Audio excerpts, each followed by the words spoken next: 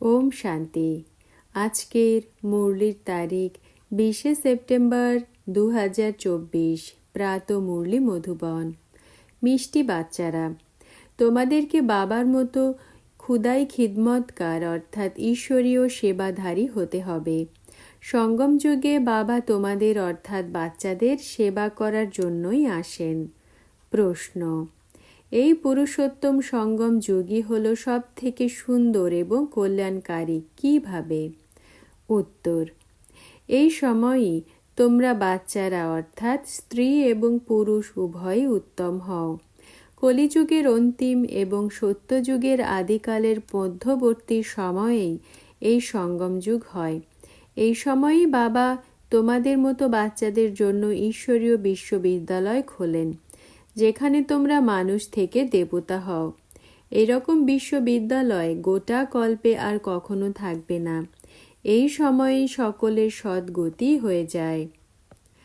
ধারণার জন্য মুখ্য সার। প্রথম পয়েন্ট: এই রাবণ রাজ্যে থেকেও পতিত লোক লজ্জা এবং কুল মর্যাদাকে ছেড়ে অসীম জগতের পিতার কথা মেনে চলতে হবে। ঘর গৃহস্থে কমল ফুলের মতো থাকতে হবে। দ্বিতীয় পয়েন্ট: এই ভ্যারাইটি বিরাট লীলাকে সঠিকভাবে জানতে হবে। এতে যে আত্মারা পার্ট প্লে করছে তারা কেউই নির্লেপ নয়। ভালো কিংবা খারাপ কর্ম করে এবং তার ফলও ভোগ করে। এই রহস্যটা ভালো করে বুঝে শ্রেষ্ঠ কর্ম করতে হবে।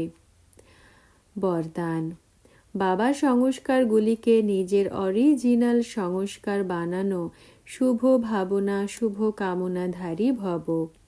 ব্যাখ্যা: এখনো পর্যন্ত কোনো কোনো বাচ্চার মধ্যে ফিলিংসের বাবার থেকে দূরে সরে যাওয়ার, পরচিন্তন করার বা শোনার ভিন্ন ভিন্ন সংস্কার রয়েছে, যেটাকে তোমরা বলে থাকো কি করব, আমার সংস্কারই এই রকম। এই আমার শব্দই পুরুষার্থে ঢিলা করে দেয়। এটা হলো রাবণের জিনিস, আমার নয়। কিন্তু যেটা বাবার সংস্কার সেটাই হলো ব্রাহ্মণদের অরিজিনাল সংস্কার। সেই সংস্কার হলো বিশ্ব কল্যাণকারী, শুভ চিন্তনধারী, সকলের প্রতি শুভ ভাবনা শুভ কামনাধারী।